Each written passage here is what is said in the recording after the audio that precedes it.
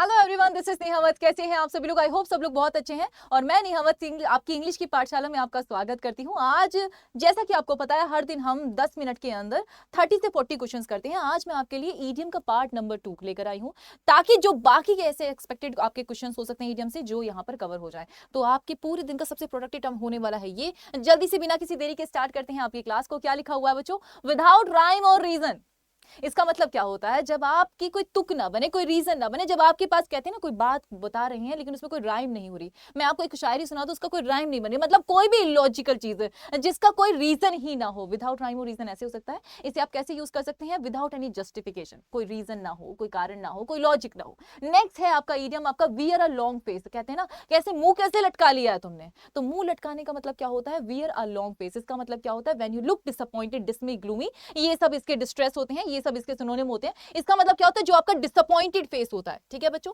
Next आपका idiom है up to the mark. Up to the mark का मतलब होता है as good as it should be, मतलब इतना तो होना चाहिए कि एक आपने स्टैंडर्ड डिसाइड कर रखा है कि इतना तो होना चाहिए कम से कम, है ना। हाँ, फॉर एग्जांपल वो स्टैंडर्ड आपकी स्टडी के लिए हो सकता है, आपके पार्टनर के लिए हो सकता है कि इतना, इससे लेवल तो, इतना लेवल तो टच होना चाहिए। तो दिस इज कॉल्ड आपका up to the mark. Next word है आपका, नेक्स्ट ईडियम है आपका अंडर द रोज। जैसा आपको पता होता है कि रोज बहुत ब्यूटीफुल होता है, लेकिन उस खूबसूरती के पीछे जो नीचे की सच्चाई है कोई नहीं जानता। अंडर द रोज आपके जो होते हैं वो आपके कांटे होते हैं, मतलब जो सीक्रेटली छुपे होते हैं। बस ऐसे ही याद करना है। मतलब क्या होगा? अंडर द रोज का मतलब होता है जो सीक्रेट होते हैं, आपके सीक्रेटली चीजें छुपी होती हैं जो आपके सामने नहीं आती। नेक्स्ट है आपका बच्चों, क्या लिखा आपका? Thick skin person. Thick skin का पर्सन का मतलब क्या होता है? ये कुछ ऐसी ईडियम है जो यूजली आजकल कोई भी आप बॉलीवुड की फिल्म देख लो, या फिर आपका यूजुअली आपने इंटरव्यूज में लोगों को कहते हो सुना होगा कि I am not a thick skin person. इसका मतलब क्या होता है कि आपकी चमड़ी इतनी मोटी कि कोई फर्क नहीं पड़ता। आप पे कोई चाबुक मार के चला जाए, आपको बिल्कुल फर्क नहीं पड़ेगा। इसका मतलब होता है थिक स्किन पर्सन।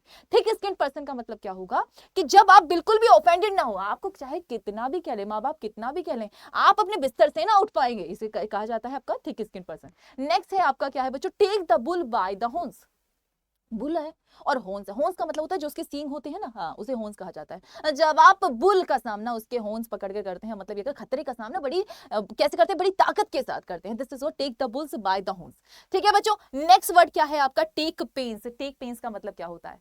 पेन का मतलब होता है दर्द। अगर पेन्स आ जाए, मतलब पेन में आप ऐसे ऐसे जोड़ दे, इसका मतलब क्या होता है? जो आपका हार्ड वर्क होता है। तो बस पेन्स को उसके मीनिंग से याद कर लेना। पेन मतलब दर्द, पर पेन्स का मतलब होता है हार्ड वर्क। जब आप कोई काम मेहनत से करते हैं, टू वर्क हार्ड।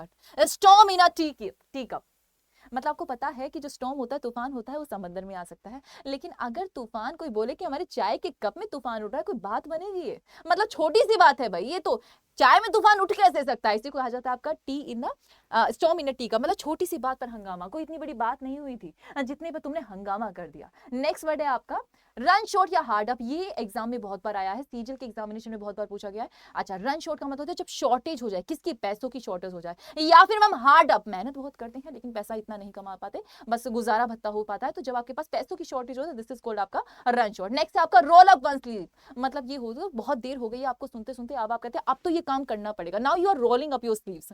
इसका मतलब होता है कि अब मैं पूरी फॉर्म में हूं, अब तो मैं ये काम करके जाऊंगा। दिस इज कॉल्ड क्या होता है आपका? मेहनत के लिए तैयार हो जाना। यू आर रेडी फॉर, है ना, कहते हैं ना get ready for something, like जो भी आप करना चाहते हैं, कोई भी आपने प्लान कर रखा है, दिस इज कॉल्ड होता है आपका roll up one sleeves. Next चलते हैं बच्चों आपका रेड रैग टू बुल। अब आपको पता है कि बुल को आपने लाल झंडा दिखाएगा तो आपका क्या हाल होगा? मतलब बेवजह किसी सांप के बिल में हाथ डालना, बेवजह आपका बुल को आपका लाल झंडी दिखाना। इसका मतलब है बेवजह किसी को गुस्सा दिलाना, something that provokes a strong reaction, वो वायलेंस में आपका क्रिएट होता है। नेक्स्ट वर्ड है आपका पोर ऑयल ऑन द ट्रबल्ड, मतलब जलती आग पर पानी डालना। एक इंसान आपका बहुत ज्यादा गुस्सैल है, अब उसमें आपने ठंडा पानी डाल दिया, वो गुस्सा शांत हो गया, मतलब आपने कुछ ऐसी बात उसे बोल दी क्या उसका गुस्सा शांत हो जाएगा। कोई तारीफ कर दिया, कुछ कर दिया, this is called pour oil in the troubled water. Next है आपका इडियम पास मास्टर। एक ऐसा इंसान जो पास्ट में भी मास्टर था, मतलब उससे ज्यादा एक्सपीरियंस कोई हो सकता है? बिल्कुल नहीं हो सकता। पास मास्टर का मतलब होता है जो आपका एक्सपीरियंस होता है। वेटरन एक वर्ड होता है जिसे आपका इसके लिए यूज किया जाता है वोकैबुलरी में। याद कैसे करोगे? वेटर अपने क्या अपने अपने जो प्रोफेशन है उसमें काफी एक्सपर्ट था। नेक्स्ट है आपका प्ले फास्ट एंड लूज। एक ऐसा इंसान कभी फास्ट फास्ट कभी लूज लूज, खरगोश जैसी चाल होती है जिसका भरोसा नहीं किया जा सकता। मतलब आपको नहीं पता कब ये फास्ट खेलेगा, कब ये लूज खेलेगा, कभी अपने काम में ढीला पड़ जाएगा, कब वो तेजी से करेगा। तो मतलब अनरिलायबल पर्सन, एक ऐसी चीज जो भरोसे के लायक नहीं है।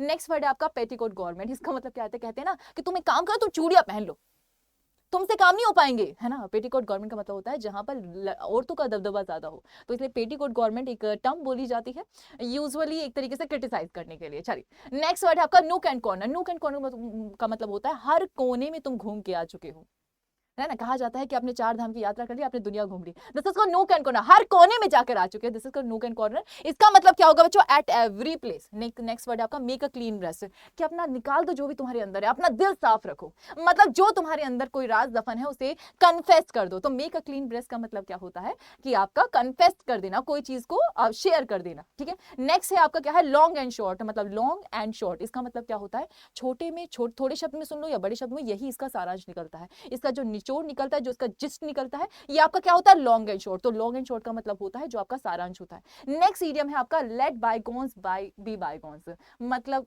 गड़े मुर्दे क्यों ही उखाड़ने हैं, जो बीत गया उसे जाने दो। जाने वाले हमको को हम कहते हैं महादेव उन्हें खुश रखें, तो बस इसका मतलब होता है जो पुरानी बातें हैं उन्हें भूल जाना। नेक्स्ट वर्ड है आपका leave one in the lurch. Lurch आपका जब भी आ जाए इसका मतलब होता है किसी अपने को मुश्किल में छोड़ देना, है ना। हाँ, एक होता है ना फेयर वेदर फ्रेंड, इसका मतलब होता है जो सुख के साथी होते हैं, वही लोग होते हैं जो आपको लीव मतलब छोड़ देते हैं इन द लर्च में। तो लर्च वर्ड आ जाए इसका मतलब होता है डिफिकल्टीज में छोड़ देना, मुश्किल परिस्थिति में छोड़ देना। चलिए नेक्स्ट है आपके कुछ इडियम्स, क्या लिखा है, लीव नो स्टोन अनटर्न्ड, मतलब नो स्टोन, स्टोन को समझ लीजिएगा जैसे आपके सिलेबस में 4 सब्जेक्ट आते हैं और आपने क्या कहा कि मैंने 4 सब्जेक्ट आते हैं, मैंने चारों को एक एक करके पढ़ा है, मैंने एक सब्जेक्ट नहीं छोड़ा है। लीव नो स्टोन अनटर्न्ड मतलब जितना हो सकता था उतना प्रयास किया है सिलेक्शन पाने के लिए, इसका मतलब क्या होता है, to make all possible efforts. Next idiom है आपका keep at an arm's length, मतलब तुम उतना दूरी पे खड़े रहना जितना हमारा एक हाथ जाता है, एक आर्म लेंथ तक आपको इतना दूरी बना के रखना है, मतलब हमसे थोड़ा डिस्टेंस बना के रखना, पास मत आइएगा हमारे। दिस इज कॉल्ड क्या होता है, to keep at a distance. Next है आपका कीप द पोट बॉइलिंग, मतलब ये आदमी काम कर रहा है ना, करने दो इसे, छेड़ो मत इसे, अगर छेड़ दिया तो रुक जाएगा, तो मतलब कोई काम आप कर रहे हो उसे कंटिन्यू करते रहो। Keep the pot boiling, pot में पानी उबल रहा है, keep the pot boiling. Next word है आपका इन द रेड। रेड का मतलब क्या होता है आपको पता होता है ना, जब रेड आ जाता है इसका मतलब मैम खतरा है। खतरे का मतलब क्या होता है, जब आपके साथ ऐसी सिचुएशन आ जाए जब आपका इंसॉल्वेंट होने वाले कगार आ जाए, मतलब जब आपका दिवाले निकलने वाला हो, इसका मतलब क्या होगा, रेड का मतलब जब भी होगा इसका मतलब आप कर्जे में जब होते हैं। नेक्स्ट है आपका इन द लर्च। लर्च मैंने फिर भी बताया था, चाहे आपका लीव इन द लर्च होगा, leave someone in the lurch हो या फिर इन द लर्च हो, लर्च का मतलब होता है जो आपकी डिफिकल्टीज होती हैं, जो परेशानियां होती हैं, तो याद रखिएगा इन द लर्च का मतलब होता है जब मुश्किल स्थिति में होते हैं। In the good books of, जब कोई ऐसा इंसान आपकी गुड बुक्स में, एक डायरी होती है ना जिसमें आप लिखते हैं कि ये मेरे अच्छे इंसान है, ये मेरे 5 फेवरेट पीपल, ये मेरे 5 ऐसे लोग जिनको मैं देखना नहीं चाहती, तो गुड बुक्स होता है और बैड बुक्स होता है। गुड बुक्स का मतलब होता है जो आपके फेवर में होते हैं, जिनको आप पसंद करते हैं, और bad in the bad books का मतलब होता है जिसको आप रेड कलर से लिखते हैं कि ये इंसान, जैसे आपको पता होगा धुरंधर 2.0 में वो रेड से आपका कट करते चलता है, वो उसकी बैड बुक्स में होते हैं। नेक्स्ट है आपका क्या लिखा है, इन द फैमिली वे, कहा जाता है ना इन द फैमिली कि अब हम 2 हैं, अब हम 2 से 3 होंगे या 4 होंगे, मतलब क्या होता है जब आप प्रेग्नेंट होते हैं, कोई महिला अगर गर्भवती होती है उसे कहा जाता है इन द फैमिली वे। मतलब आपने ये इडियम बहुत बार सुनी होगी जब आपने कोई मूवी देखी होगी, डायरेक्टली नहीं बोलते हैं आई एम प्रेग्नेंट, आप कैसे बोलते हैं, इन द फैमिली वे, ठीक है। हाँ जी, नेक्स्ट वर्ड है आपका डाउन इन द डम्प्स। इसका मतलब क्या होता है मैम, जब आप down in the dumps, down feel कर रहे हैं बहुत ज्यादा, इसका मतलब बहुत ज्यादा डिसअपॉइंटेड है, उदास है, डिस्मे है, ग्लूमी है, these are the synonyms. Next है आपका इन द डोल ड्रम्स, जब आपको सब कुछ लगे कि मैम आप सब कुछ डोल रहा है, आप कुछ नहीं हो सकता, when you are very disappointed. Doldrums आपकी बहुत बार एमटीएस के एग्जाम में और जीडी के एग्जाम में बहुत बार पूछी गई है, so it's very important to learn it, याद रखिएगा। इन द डोल ड्रम्स का मतलब होता है डिप्रेस हो जाना, मैम अब नहीं हो पाएगा, डिप्रेशन है, डोल ड्रम डिप्रेशन, डी से याद रख लेना, वैसे भी याद हो जाएगा। रेड से याद रखना जो आपका दिवाला निकल जाए किसी इंसान का, या फिर डेप्ट में हो। ग्रीन हॉर्न, अभी सीरियल का एक मैंने क्वेश्चन पेपर करवाया था 2022 में, उसमें ग्रीन हॉर्न आया था, एक सेंटेंस में था, उसमें पूछा हुआ था ग्रीन हॉर्न मतलब एक ऐसे कच्चा आम जो होता है, कच्चा आम होता है वो हरा होता है, पक जाता है, इसका मतलब क्या होता है, येलो हो जाता है। तो ग्रीन से याद रखिएगा, इसका मतलब होता है कि वो इंसान थोड़ी कच्चा है काम में,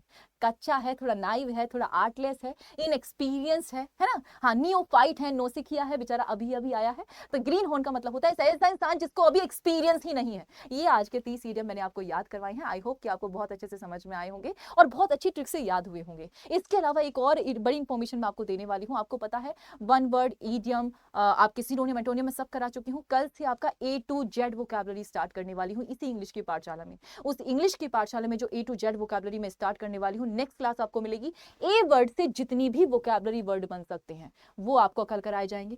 26 डेज जितने भी आने वाले हैं, हर क्लास में 50 वर्ड कराए जाएंगे, वो सारे वर्ड प्लस मीनिंग कराए जाएंगे। मैं इसलिए कराना चाहती हूँ ताकि ये इंफॉर्मेशन इसलिए दे रही हूँ कि ताकि आपको अगर मैंने वर्ड का मीनिंग बता दिया, उसका synonym, antonym, one word substitution आप खुद से कर पाएंगे।